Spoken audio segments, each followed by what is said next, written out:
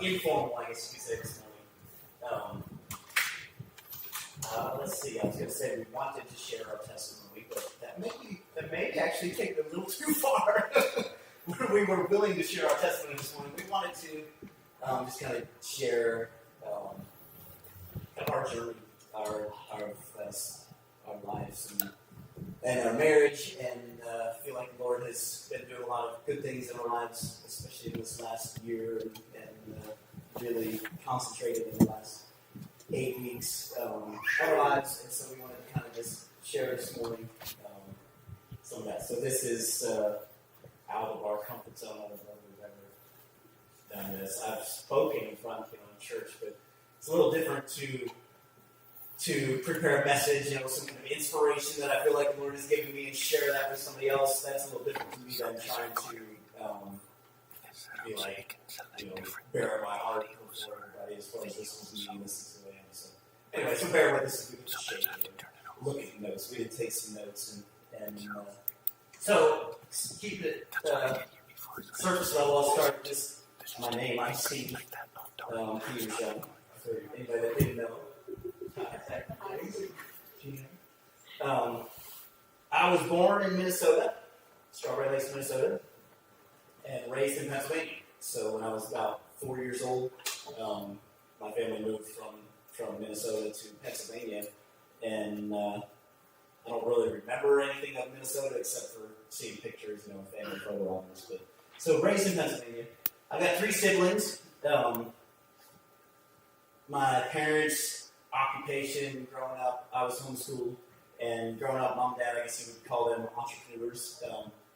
My dad was raised on a dairy farm as a kid, and his dad was dairy farm, and his dad was dairy farm. So a lot of farming blood in dad's.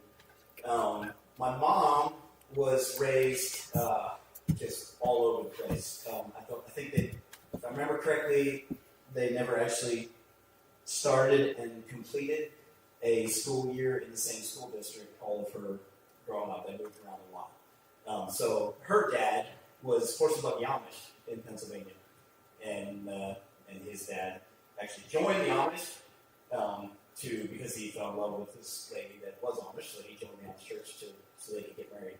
So that's how that came. And then Grandpa was Amish. He got kicked out when he was 16 because he found the Lord, and then did a lot of traveling. Grandpa was, I could talk all morning about Grandpa's stories. He's an amazing guy, an inventor, entrepreneur. He was really good. So mom's life experience growing up was a lot different than dad's, obviously. They moved around a lot in different jobs. So when my mom and dad got married, shortly after, I guess they ended up in Minnesota, and then that was kind of a rough area. They ended up back in Pennsylvania. My dad never had his own dairy farm. When we moved back to Pennsylvania, we moved on to a dairy farm, and we did some farming for several years, and then, oh boy, they had a lawn care business, a catering business. We used to have a whole bunch of Cocker Spaniel dogs, and we sell the puppies. And we built harvester silos, so traveled a lot doing that. So that was kind of my upbringing, was a lot of work and a lot of good experience, different jobs and different opportunities.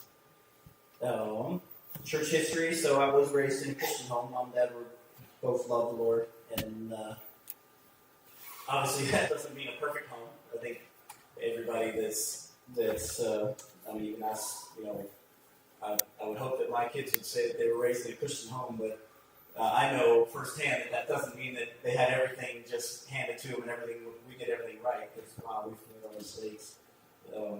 But grateful for the Christian heritage.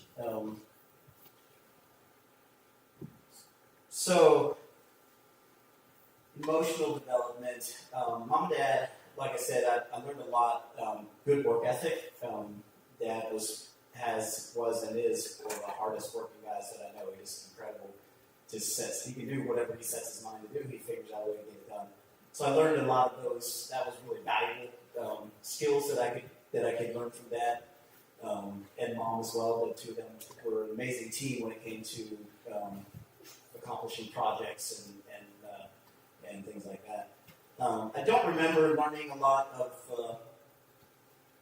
emotional skills as far as like I remember learning how not to respond to situations, but I don't remember really learning like how to identify and process feelings a lot. That was just something that I don't really remember seeing modeled with my mom and dad, and so that was something that I think I was probably pretty illiterate in growing up. So that's kind of me.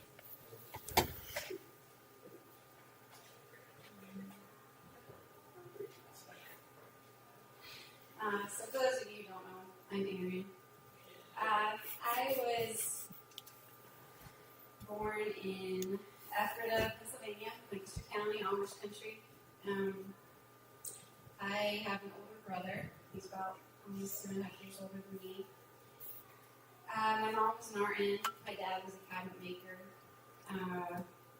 My home life was a Christian home, but we moved from church to church we kind of marveled because they moved houses every 4 years, we moved churches every 4 years. And I never came to realize until I got older why we moved from church to church, but every church that we left, there was somebody that had offended my mom, or there was just a bad relationship there.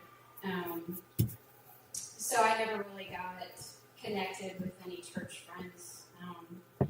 I had the privilege of being private schooled in a Mennonite school from kindergarten to 5th grade.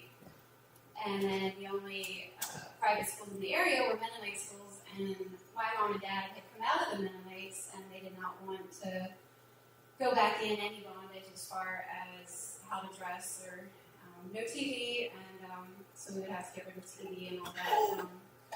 So for high school, we didn't have an option, so public school was the only route to go. So when I was going into 6th grade, middle school, I went to public school. That was quite the difference. So I lost quite a bit of my school friends. Later on, one of my friends actually joined me for high school then. So I had both private and public. My parents had a hard marriage, I would say. That I saw sweet sides to their marriage, but I also saw a lot of hardship, and the divorce word was brought up more than once in my home, but they stuck it out, and so my dad was emotionally absent. Like I can't even probably on one hand say the amount of times that I heard him say that he loved me or that he was proud of me. But he was a good dad, just not there for me emotionally. I had a good relationship with my mom, though. I always knew I was loved by her.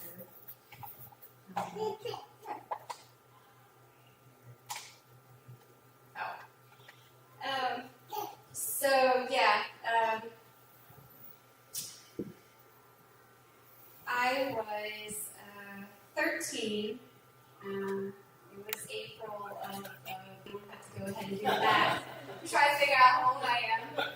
I was 13, and it was April of 1996. My mom was diagnosed with non-Hodgkin's lymphoma cancer right around Easter. And April, we got invited to my friend Sarah's graduation party in, for those of you who know her, Sarah Miller. Her graduation party in Western Pennsylvania. And so we went. My mom had just started chemo, lost her hair, and it was kind of an emotional time for us. But we went because it was a good family, and went and enjoyed our day. And I remember from that day, there was this guy there that was kind of annoying. Like, he just kept talking, random stuff. And I knew it was a Petersheim. And the only thing that I came away from that day was that him and my brother shared a birthday, which was really odd, but yeah, they shared a birthday. And so that was the first time that I met Steve. And I was honored because he got to meet my mom, even though we didn't know that we would have any story to tell later. So that was April, and then that summer, my mom battled cancer, did chemo, seemed to be working, and then we went to her one oncology appointment, and we got the sad news that the chemo was not fighting the cancer anymore. That she had a really big mass on, like, right by her lungs, so she had trouble breathing. And so that was about August that we got the news that that chemo wasn't working, that we could try another. It was called CHOP. And we asked them, you know, what the survival rate would be, and they said 7%. At that time, it was 7%. So, and she would have to be in confinement. Like, we couldn't be with her because it would take her immune system to 0, and so anything could take her life. And so, Mom and Dad talked about it, and they decided, you know what, we're just gonna go natural route, do vitamins, whatever we can do naturally, and see what happens. And the doctors were like, well, if you do that, we give you probably about a week. And but the Lord blessed us with 6 more weeks. She made it to October, and I was 14 at that time. That year at Christmas, Sarah's family didn't want us to be alone, and so at that point, they were actually living in Minnesota. So my dad and my brother and I flew out to Minnesota to be with them that Christmas. And by the next 4th of July, Sarah's brothers had been doing a trip around the U.S., and they came to stay with us, and then they were going to go see some Petersheims in Marvon, and they told us that they had just come from Tennessee, and there's some awesome people down there, and they went caving and rock climbing and rappelling and all this fun stuff, and they're like, we're going back for the 4th of July, y'all should come. And we're like, okay. Well, Dad looked at the calendar, and he just happened to have off work that week. So we came to Tennessee for the 4th of July and hung out with, we met the people that they were hanging out with that were so cool was actually Steve's aunt and uncle. So we got to know his aunt and uncle and really just loved it down here. And so by Christmas time that year, they're like, we got a phone call asking us if we want to come to Tennessee and see Christmas and New Year's. And we're like, yeah, we would love to come, you know. And so in that conversation, his uncle had just asked my dad, well, I have a niece and nephew living in that area that would like to come down too during that time. Would you be willing to bring them? And Dad was like, kind of begrudgingly, he's like, yeah, we can bring them. Because then he got off the phone and we talked about it. We're like, do we really want to take these kids with us the whole way to Tennessee, 12 hours in the vehicle with these kids? Because he never told us what their ages were, so we were expecting kids. So anyway, I still remember that time. So Uncle Ron, one of his oldest son, Philip, and I were good friends whenever we had opportunity for him to come to Pennsylvania for the summer, or if I could come down here. We would look for those opportunities to connect, and always had a lot of positive memories. I remember one time catching a fish with a gummy worm. Memory that stands out with Phil. It was one of those kind of friends, like, we're fishing and not catching anything. I'm like, let me try a gummy worm and put it on the hook, and anyway, call it fish. One of those kind of friends, just had a really good connection with Phil. And so I was always looking for an opportunity to get to Tennessee. And so I still remember we had a pool table where we were living at that time. I was down in the basement playing pool. I would have been 14. And I still remember my mom coming down the steps and being like, hey, you know, Ron called us, so there's this family from Everett that's going to Tennessee for between Christmas and New Year, and they've offered to take y'all with. And they've got a teenage son about my older sister's age and a teenage daughter about my age. And I remember thinking, oh, wow, maybe she'll be cute and maybe we can get married. But it's kind of funny, like, you know, how guys, or how I was thinking back then, like, you know, cute, married, like, why did those two things, but why would being cute and automatically, that's the reason to get married? But, you know, that was in my mind, it's like, maybe she'll be cute, maybe we'll get married. Went on playing pool. I actually won. I was playing by myself. I did that a lot.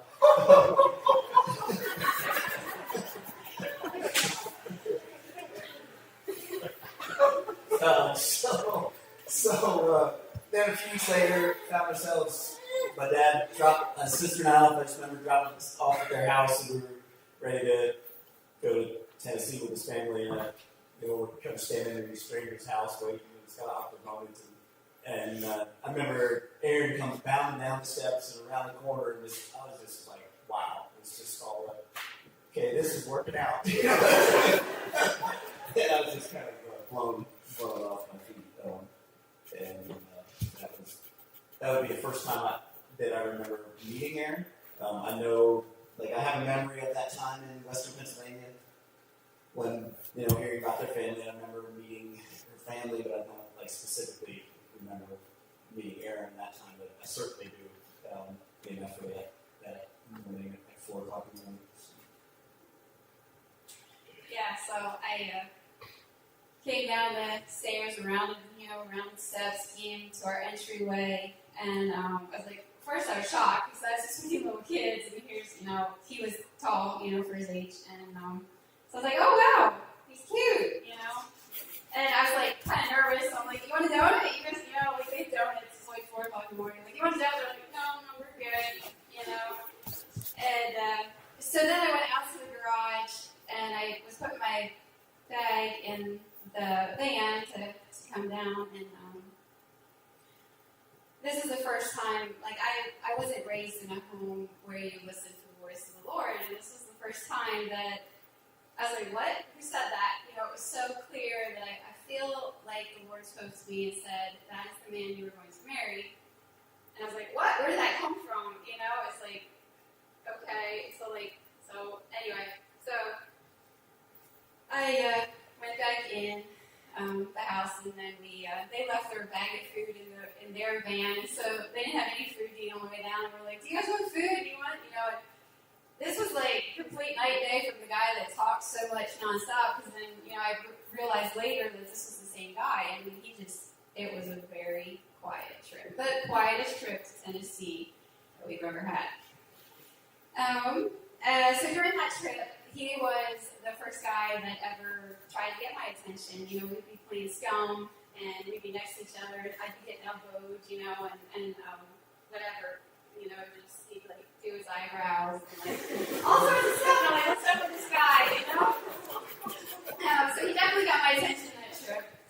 And he seemed like he was older than me, so that was, going to work out, because one of my endeavors in life was I was never going to marry or even date somebody younger than me, and I always had that 2-year, I always thought it would be cool to marry somebody that was about 2 years older than me, so I was like, hey, this seems like it's going to work. Yeah, so I was a little wondering back then, thankfully I left all that behind. No, I had figured out, my birthday is in January, and so I had figured out that it was, it didn't feel to me like I was being dishonest if I would tell people that I was going to be 16 in January. Because, January of whatever year it would be, I was going to be 16, but I was 14 in that December of that year. And so, in fact, the following month was January, I would turn 15, and then another year later, another January, I would turn 16. So I was telling people, yeah, I'll be 16 in January. How old are you? Well, I'll be 16 in January.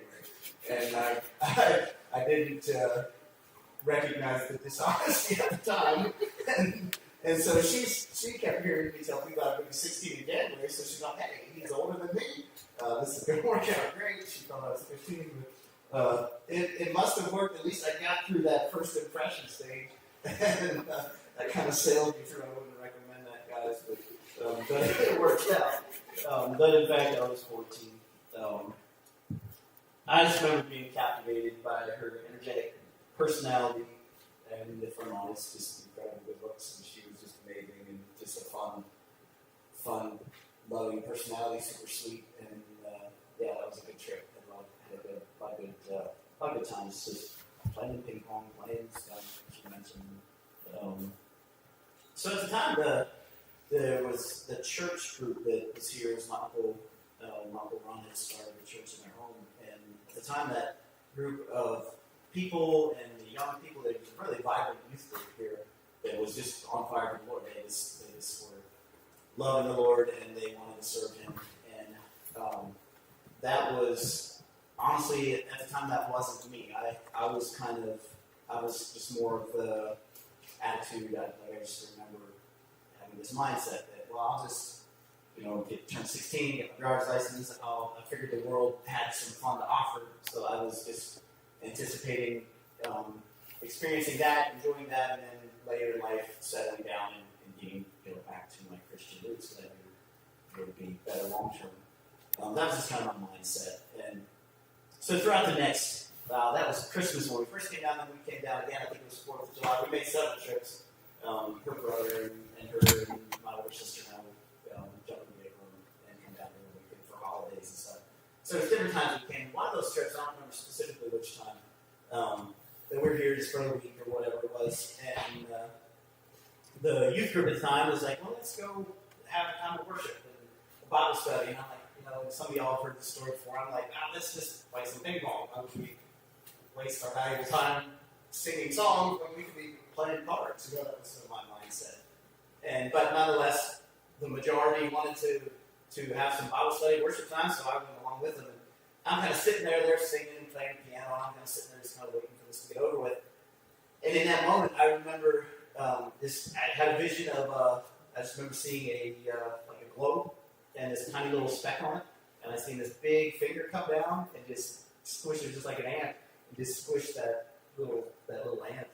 And I felt like I heard the Lord speak to me and say, who do you think you are that you would want to live your life for yourself?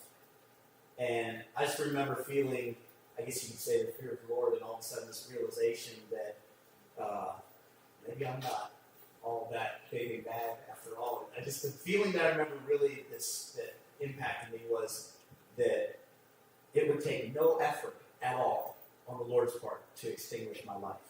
That my life was in His hands, and it wasn't, it would just be no effort at all. And so I just realized, okay, wow, I don't want to try to live my life for myself. I want to live for the Lord. And that was a very impactful time in my life. The Lord just really used that to, thankfully, to change my direction and change my heart.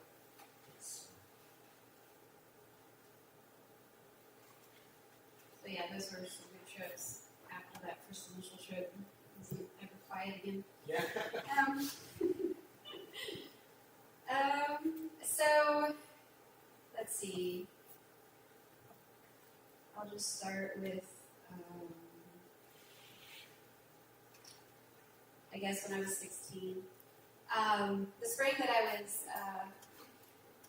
16, I was working at a nursery greenhouse in Pennsylvania, and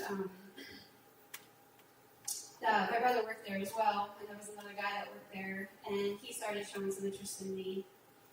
So my dating age was supposed to be 17, but I had just turned 16, and I just got to talking to Dad, because the guy had asked me at work, he's like, do you think you could go on a date? And I was like, well, I have to talk to my dad.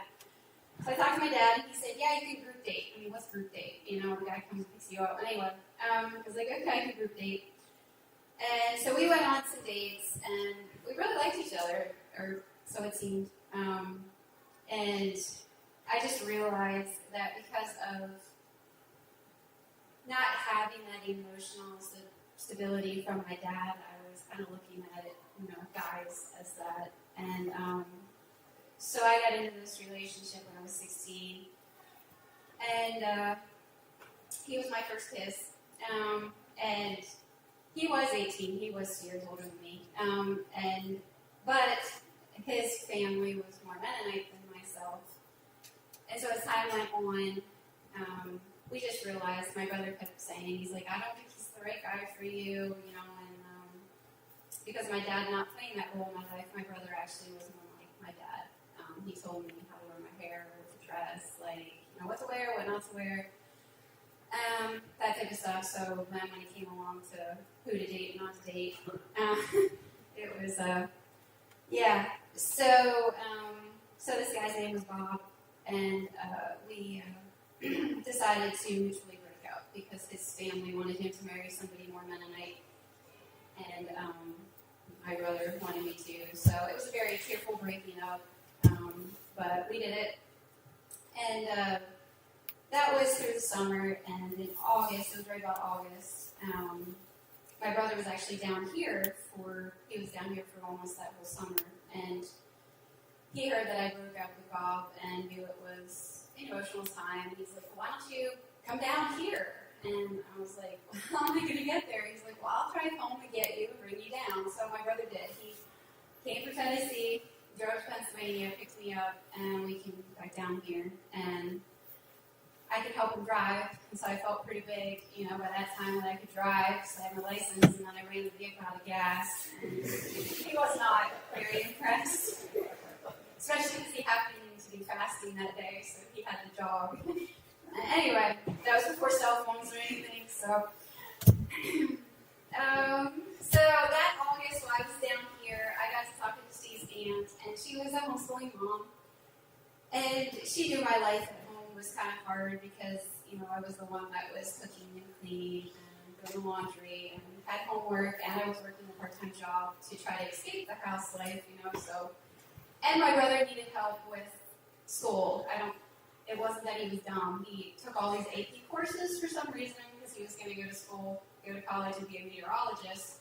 So he was stacking up all these AP courses and needed help, and English was always his harder one, and so I would actually help him write his essays, but I was a year behind him. So then I would get the same teachers the next year, and then I had to come up with all new stuff, and I would, so it was really kind of tough the way that we worked it, but my plan was to graduate and go to Messiah College and become a missionary and go overseas and be a missionary. That was what my public schooling guidance counselor was like. They always push college, so that was my game plan. I was taking college courses as well through high school, so it was a heavy load to take.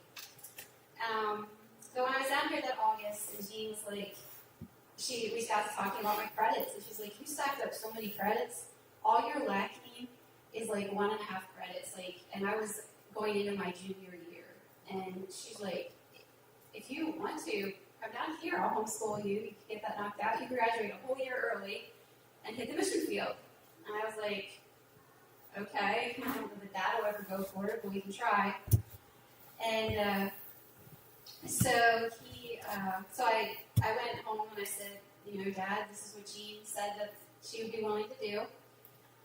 And he said, well, let me pray about this first semester and think about it, And my dad's a processor, so he said, when the second semester rolls around, I'll have my answer. And he did, and he said, you can go. So at 16 years old, I moved from Pennsylvania to here, and I lived with his aunt and uncle.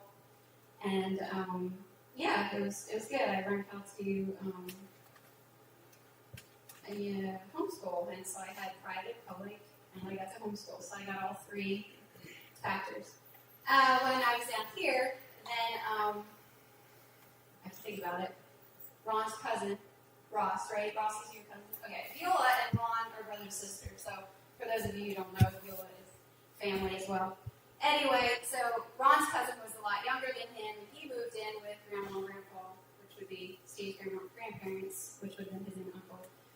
And he started showing me attention there as well. So, and he was 18, and I thought, wow, this is cool. So we started more of a courtship than a dating thing. So that takes us to April of when I was 16. So the Lord had gotten a hold of me, with that vision, and my heart was changed.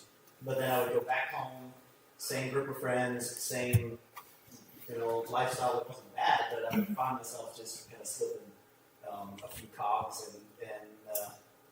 and I didn't want that anymore. I really wanted to make a permanent change. I wanted Jesus to be Lord of my life, and I didn't want to go the direction that I felt myself leaning towards. I was still 15. Finally turned 16, got the driver's license.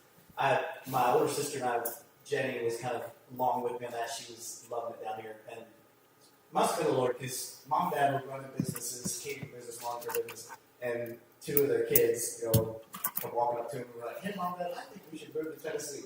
And I don't know what all was going on behind the scenes and stuff, but my memory was that they were like, "Okay, we're going." So like it seemed so smooth, and next thing I know, they sold their house and we were moving to Tennessee. So my family also moved to Tennessee. I think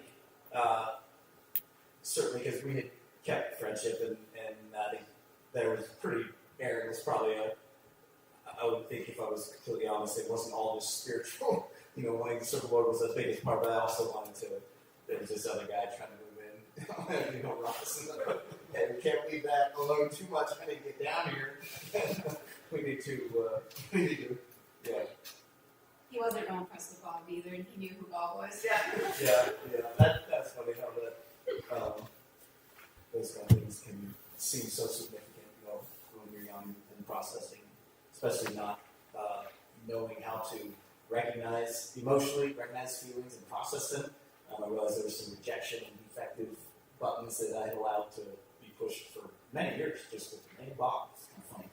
Anyway, the Lord helps through that. So here we ended up, my family moved down to Tennessee, we ended up in Callan when I was 16. And,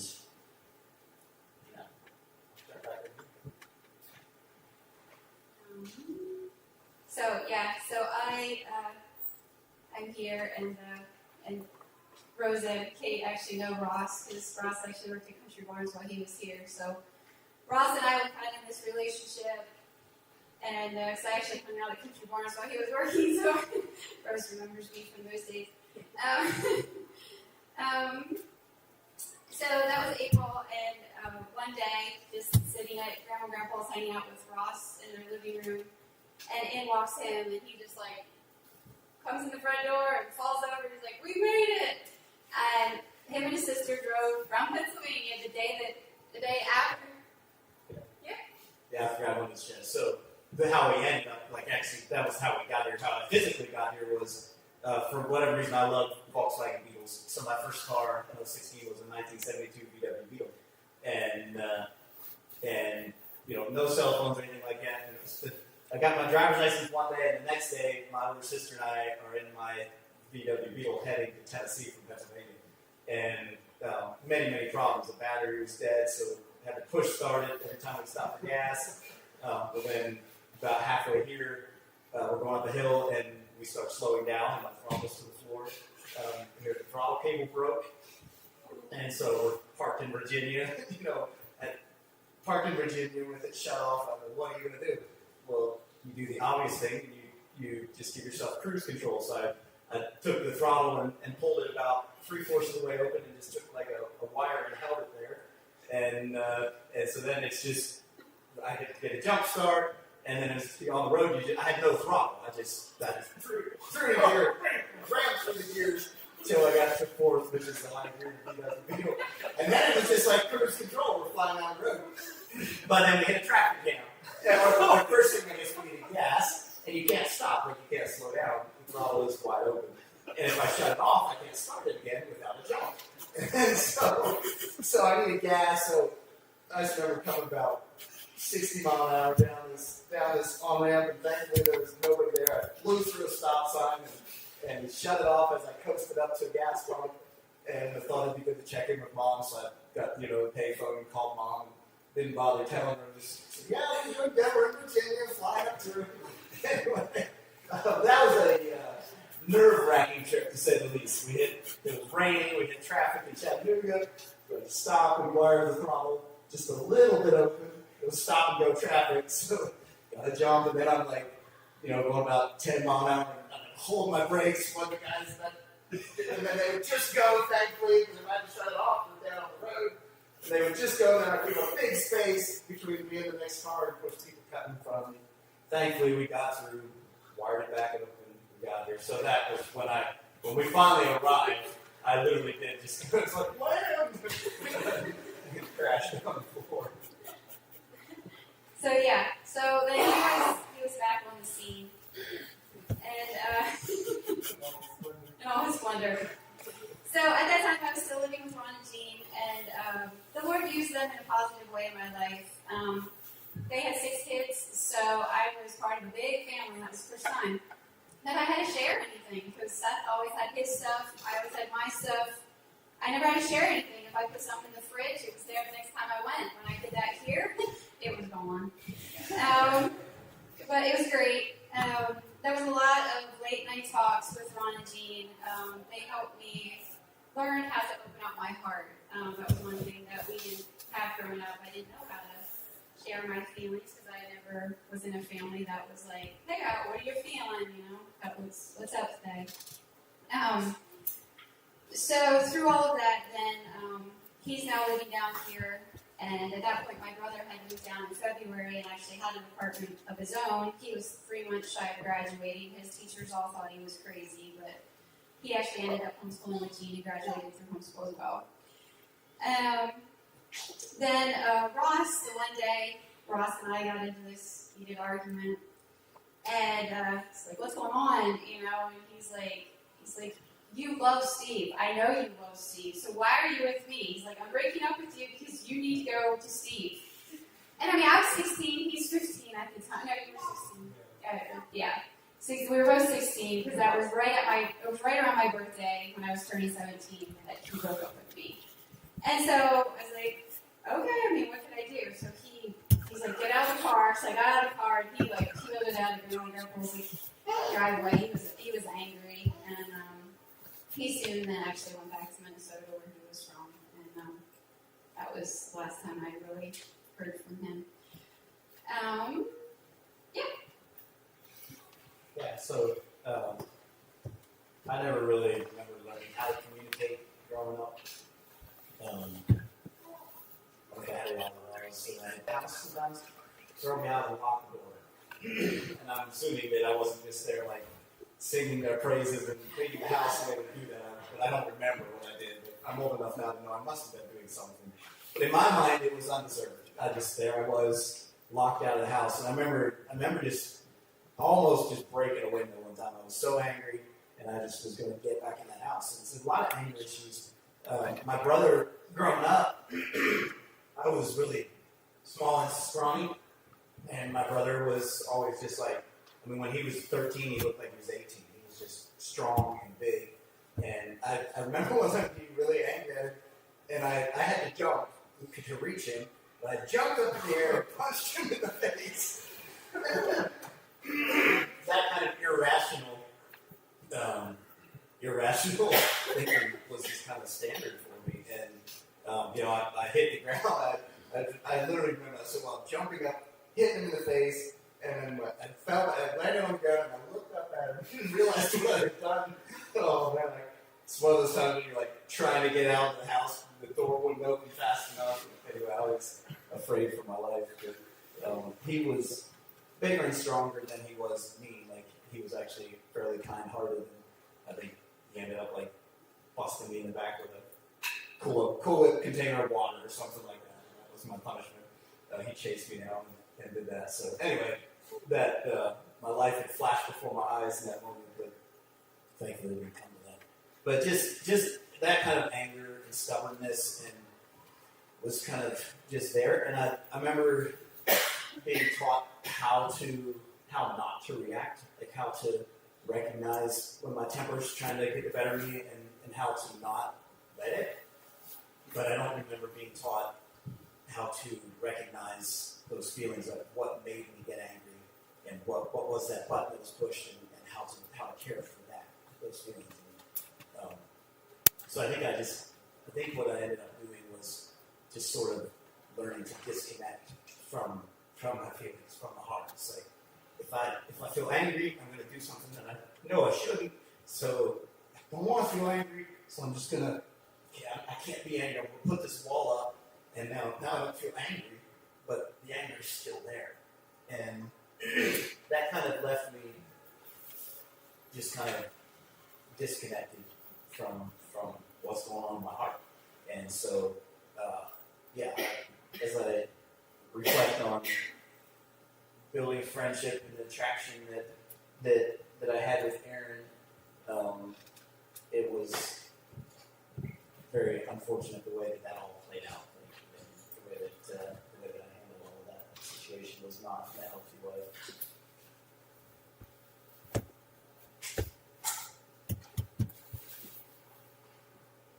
So there was obviously an attraction there.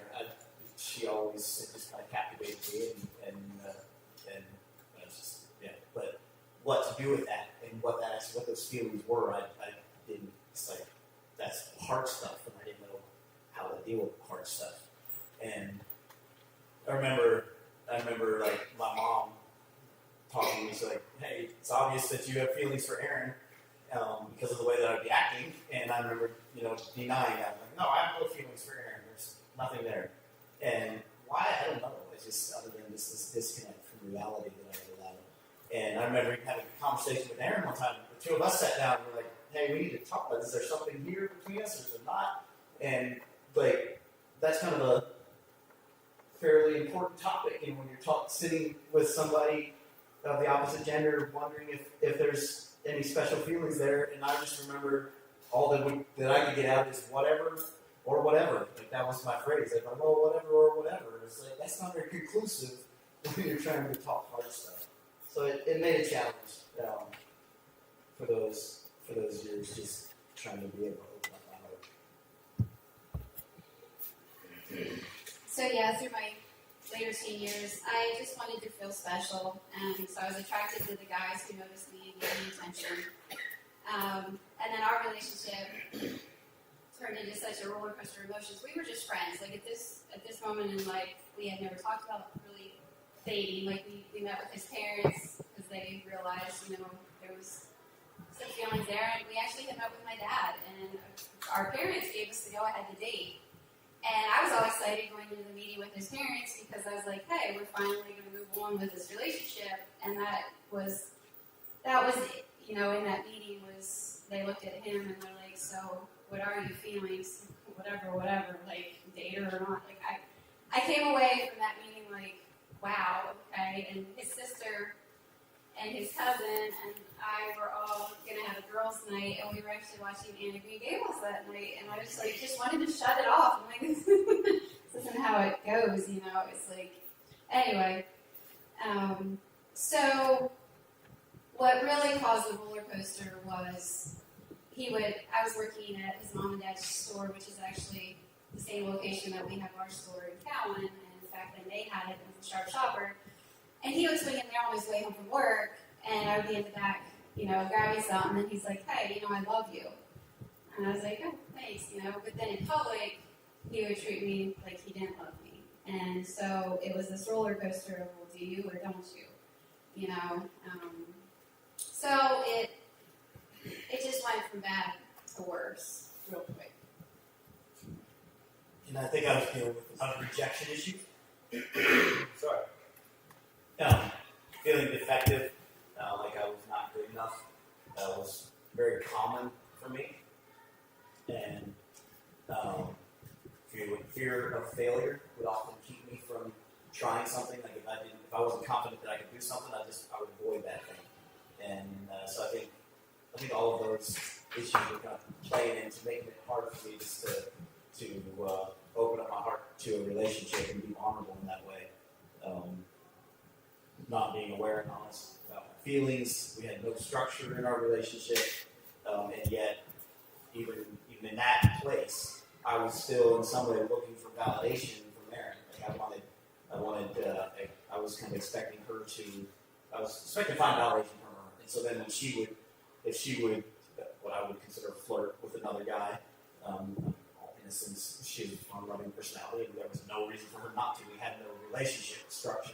But if I would see that, then I would right away feel rejected and defective, and I'd all clam up. And so this roller coaster was this kind of this vicious cycle of she loves me not. And did I say the same thing? And I was constantly, he loves me not. And so that was the summer that we were both that I was 18 and you were 17. Yeah, so the summer that I was 18 and he was 17, his sister was engaged to be married, and 2 weeks before their wedding, they got called off. And so about that time when the wedding date was supposed to be, he came to me and he's like, I have no feelings for you at all. No feelings. Like, basically just go on with your life. Like, whatever was there was not there anymore.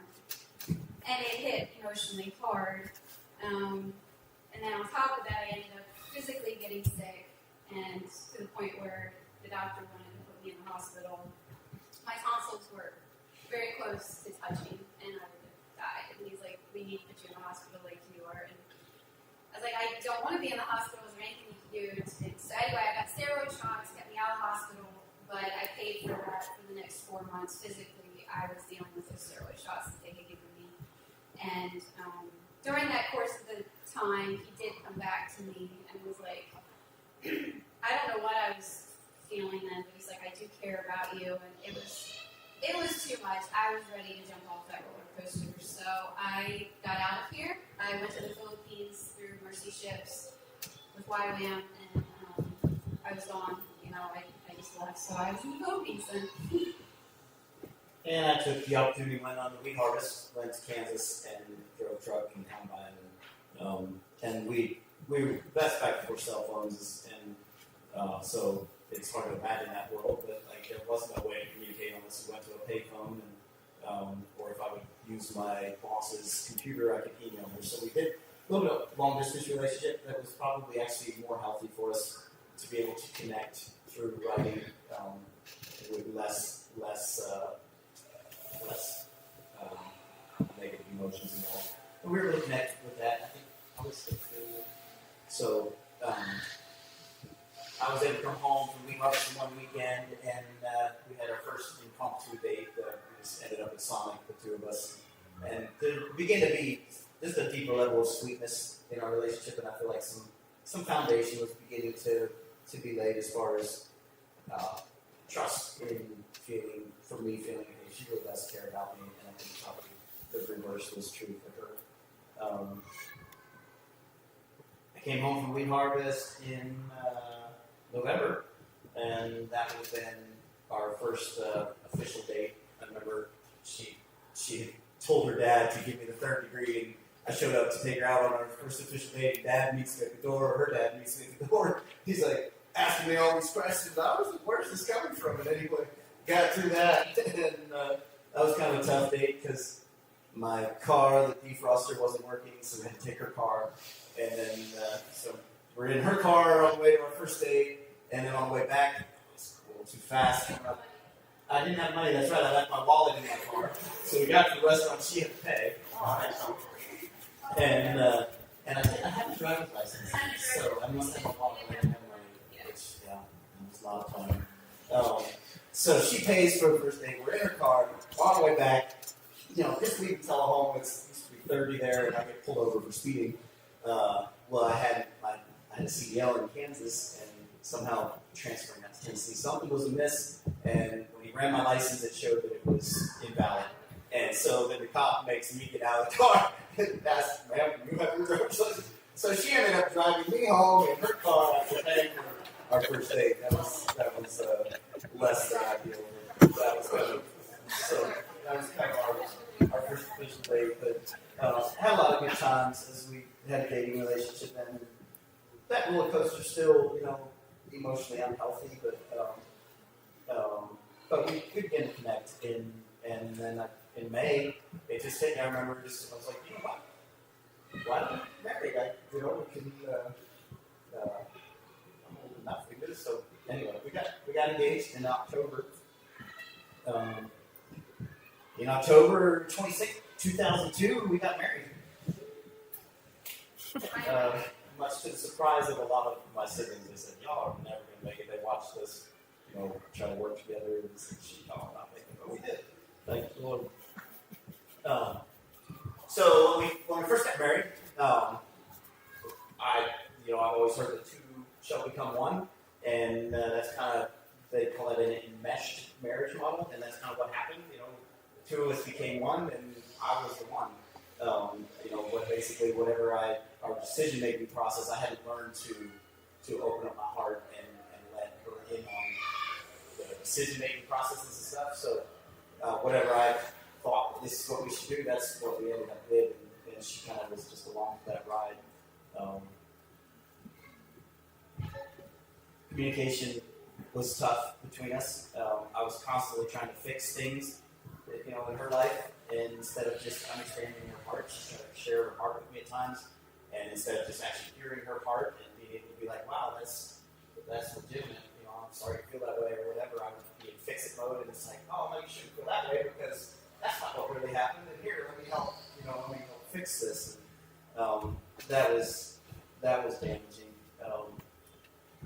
I think bottom line, we were trying to be each other's happiness. I felt responsible to make her feel happy, and I think she probably felt some of those same responsibilities.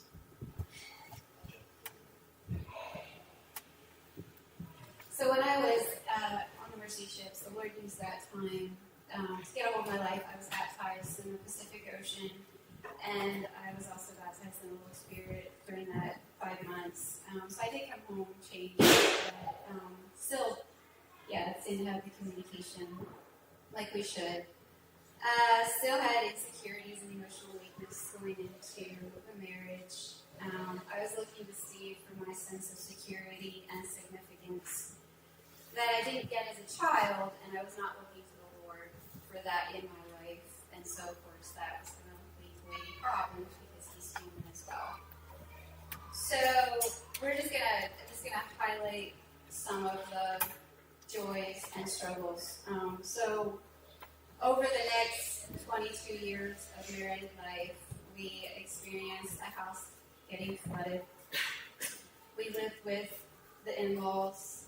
We experienced a lot of financial struggles. We had crop failures. Our business had its highs and lows. Went through the emotional pain of 4 miscarriages, and we experienced struggles in relationship with both sides of our extended families. We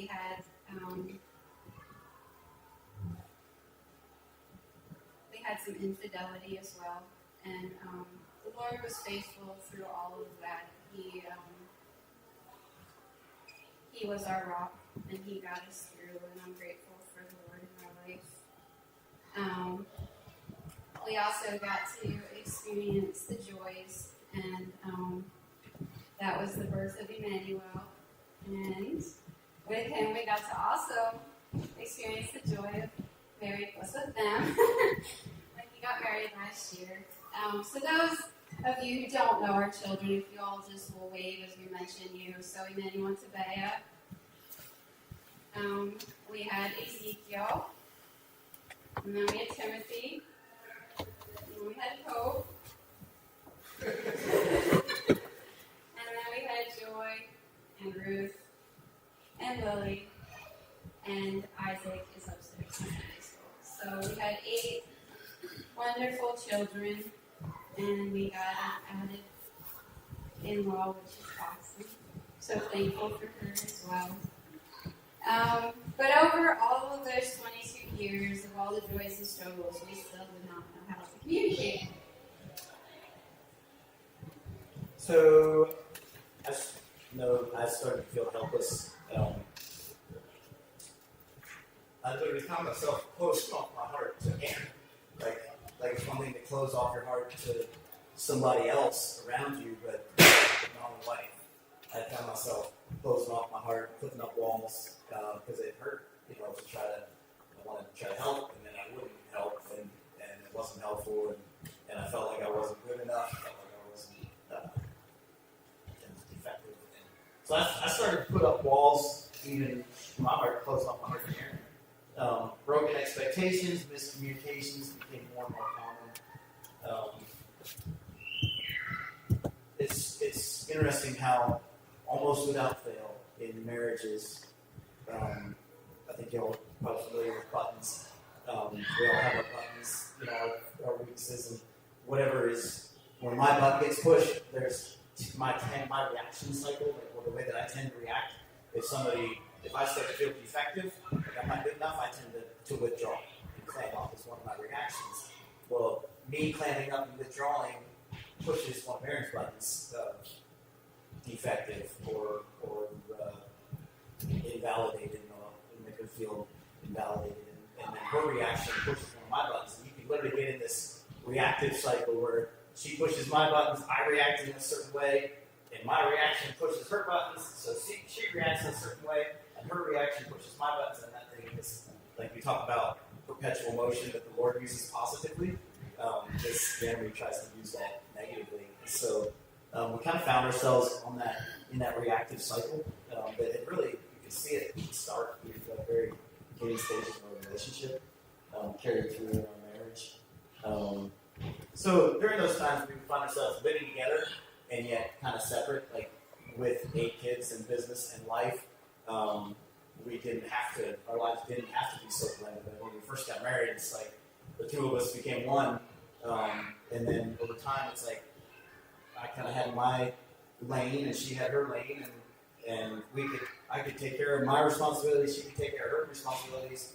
The world could go on with the two of us just kind of running parallel. And we found ourselves living in that condition more and more over the last 22 years, and certainly the last 5 years.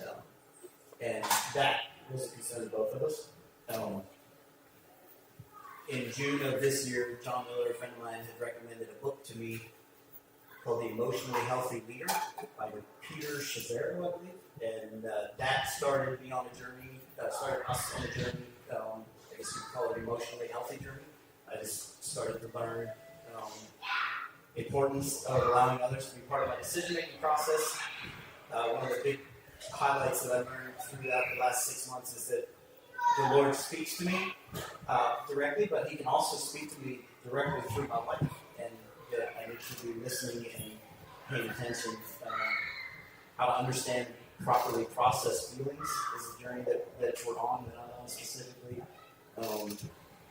And the reality, one of the big takeaways from that first book, Emotionally Healthy Leader, was the reality that my doing for God needs to be sustained by my being with God.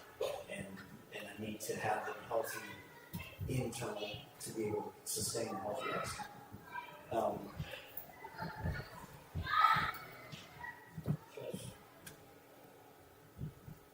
So that brings us to this past summer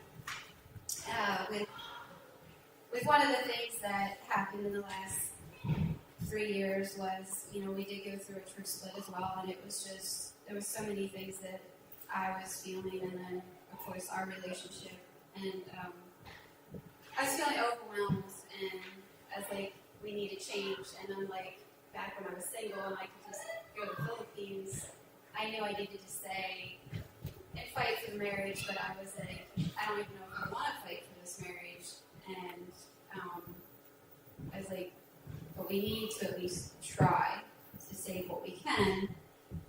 And so I finally it was the Lord's intervention, I'm sure, and just the emotionally healthy journey that Steve had started on, that he was. So she was sharing her heart, and I was finally, for the first time probably ever, able to actually hear her heart. I realized, wow, there's a brokenness there. And then as I had heard her heart, I realized, wow, I can see it in myself too. I realized there's a brokenness in both of us emotionally that we need to find some healing. And so grateful just for the little bit of knowledge to be able to stop and hear her heart in that. So then we decided to take an 8-week sabbatical, just to really hone in and focus on kickstarting that healing process. And so grateful for the body here and the leadership team just providing us that opportunity. Was a real blessing. So there was one day that just really, it was just a bad day. And I remember sitting in the garage and I was like, okay, Lord, like if you want to save this marriage, which I knew He did, I knew it was me that was just like stuck in this reactive cycle. And I was like, okay, Lord, then show us, because like we were ready to go find a counselor, but we didn't know where to go or what to do. And so I Googled it, and the Lord led me to this program called Hope Restored by Focus on the Family. And it was a marriage intensive. And so I called him about it, and he's like, well, yeah, maybe we should give it a try. It was going to be 32 hours of intense group therapy. It's like where you meet with couples that are going through marriage struggles too, and there's 2 therapists there to help you. And so we weren't sure about the group therapy at first. But. Yeah, that was real. I was apprehensive about that part of it, just because of difficulty opening my heart. Even just sitting here sharing, is not something that comes natural for me. It's in the past has not been something that came natural for me. So I was really intimidated about the group therapy part. But yeah, once we arrived out there, I was excited just to have something we could go do together. It was really helpful. Once we got out there, I was just blown away. The facility was incredible. The campus was amazing. Service was exceptional. Staff members were all kind. The information and the tools that they have are just like life-changing. And the therapists were just like really, really skilled at what they do. Reminded me of like Navy SEALs. You didn't really. They would go out, we'd have a session, and then they'd take a break, and they would go out, and they'd be like strategizing, and I'd think, okay, now we're going to get back together, and they're going to be like, here's what you need to do. And they never would. They didn't really ever, and yet lives were changed in that time. So it was really a neat experience.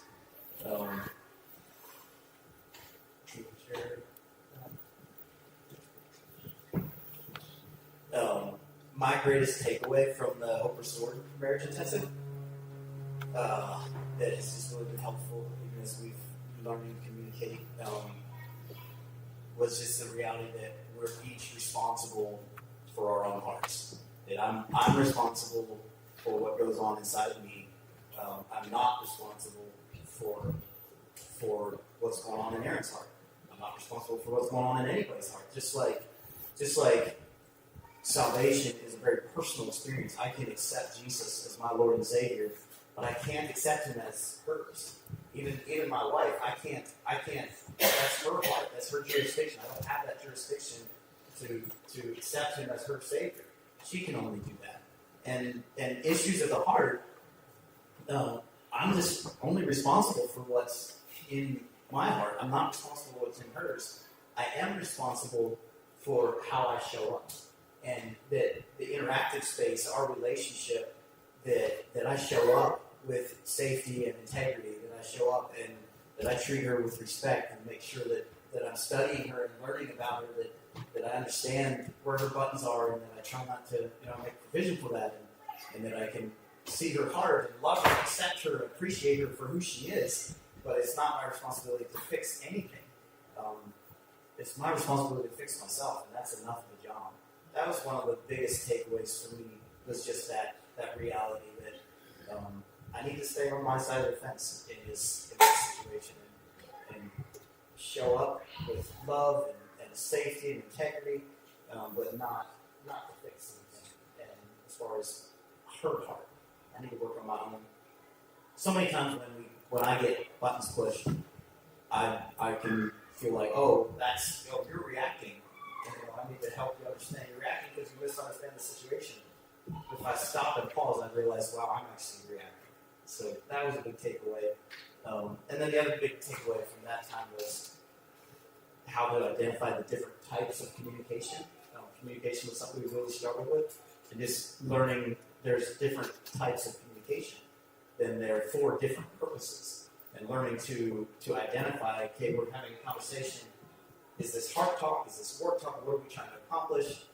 Just being able to identify that, and then knowing how to handle those different situations successfully. That's been huge for me, and has been just a real win. I feel like, just very, very excited for what the Lord has done and is doing during that time and since we've been home. It's been nowhere near perfect, but learning a lot. And my greatest takeaways from the marriage intensive was just that we could identify what the struggle actually was. Like, why did we keep going around the same mountain? Why did we keep having these spinouts? And why could we not move past this? And when they had us look over these papers and like identify your feelings and then star, like, I don't know how many, like, I was heard like angry or happy or sad or annoyed, like you just hear brief, feelings, and they had like, I don't know, 2.5 pages on all these different feelings, and it's like, go down through, and how many of these feelings have you felt in your marriage? And then start the top 5. And when I realized that was my buttons, and like 2 of our buttons are the same, and it's defective and worthless. And so if we're going in this spin out, and I keep hitting that defective button on him, he's reacting, and that's hitting me somewhere on that same defective button. So we just kept hitting each other's buttons, and then you can also hit your own button. And I'm really good at hitting my own buttons. So when I realized that voice inside of my head that just kept saying, all this lies to me, I was hitting my own button. And so just having that knowledge of you don't need to be on the reactive cycle. You can take the exit ramp as soon as you start feeling yourself, wait, there's a button being pushed here. And so to me that was enlightening, because it's like we don't have to do that repeat and spin out every time. Like there is another way of handling our marriage, and just to have that tool given to us, and just to find some healing, in our marriage from wounds that happened, and just to me it was encouraging to be able to come home and to apply something different to our marriage that we never had before. And yeah, we're not perfect, because even this morning we jumped into that reactive cycle, and Zeke happened to be in there with us, and he was like, what's going on? But it was encouraging to me too, because at that moment in time, I was like, oh man, that was going to be like my ending thing, that we haven't hit this reactive cycle since Rome, like, hey, look at us, a whole month here. And just like that this morning, and then I'm sitting there, and Zeke was like telling me, he's like, well, do you want to just not share this morning, or do you want to go take 10, 15 minutes and get your heart ready to share? And I realized that to show up at church and be like, sorry, Delbert, we're not going to do this after all, like y'all came expecting to hear our testimony, and so I'm like, okay, enemy, I know that you're pushing that button here, and so I just pulled back. So that is why we showed up late, because all this was going on at home. And I'm just grateful that we had that tool, because had we not had that tool and we were planning to give testimony, we would not be up here this morning, because I would be at home and struggling. And so to have that, and to just be honest with you all, and be like, hey, we don't have this perfected. We are still in the learning process as well. But to have that tool to apply to our marriage, to not keep going at it and spinning out, and then just come back and be like, you know what, I'm sorry I did that. Oh, okay, I forgive you. It's still there. It's not resolved. And then the next time to come back and spin out again. And so that was my takeaways from Hope Restored and the experience since, yes, I was going to testify that we perfected it. We have no issues. But we're not. We're human, and we just had a moment this morning as well. So, yeah. Yeah, just the biggest advantage is being able to recognize. Because for me, it's something that I wasn't taught as growing up as a kid, and that I don't remember learning ever before, like how to recognize feelings and buttons. And you can actually, like, your body, Lord actually, we're fearfully and wonderfully made. And then literally, I can sense a button push, how I'm physically feeling before I notice it, what I'm thinking. Like right away, my heart rate starts to increase, and I'll kind of tense up in my neck. I'll literally feel that, and I go, wait a minute, a button's pushing. I'm like, oh yeah, I'm feeling defective. Just being able to recognize that, process, how to care for my own heart has been awesome journey, and very excited for just what the Lord has for us and continue. So yeah, to summarize, here we are. This is us. We've had our ups and downs, and it's nowhere near perfect, but certainly very much still trying. And I just wanted to add too that the other thing that they revealed to us while we were there is that our buttons are put there like when we were kids, and so like my buttons were 5 of them were failure. I always felt like I was messing up as a kid, that my brother was always better, and defective and worthless and inadequate, and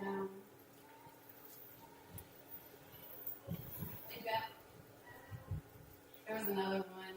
Anyway, so when I realized that those were there from a kid, that wasn't put there by him. That was just my buttons from, and I need to,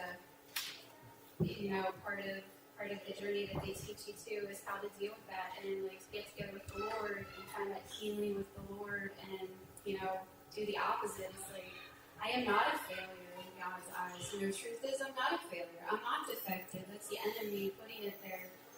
And that was all put there as a kid, and that's where we get our buttons is from our family of origin, and then we just carry it into marriage. Yeah, it's true. We tend to, in relationships, it seems like I've tended to just to look, oh, it's this person's fault, or there's nothing I can do. I'm helpless in this situation. When we're never helpless in situations, we can always show up with integrity in every relationship, every situation. How that's received, that's not on us. But I can show up well, and that's my space. I'm not helpless in that space, and that's actually the space where I'm supposed to stay. So that's just been real enlightening. Anyway, yeah, really an amazing 8 weeks with the sabbatical, and then with the time in Rome was just an awesome time. And so we're grateful to have had that opportunity, and we're grateful to be here. And sorry that we went on for a long time. But the clock just kept on going and going. Okay, so sorry about that, y'all. But I think we're done.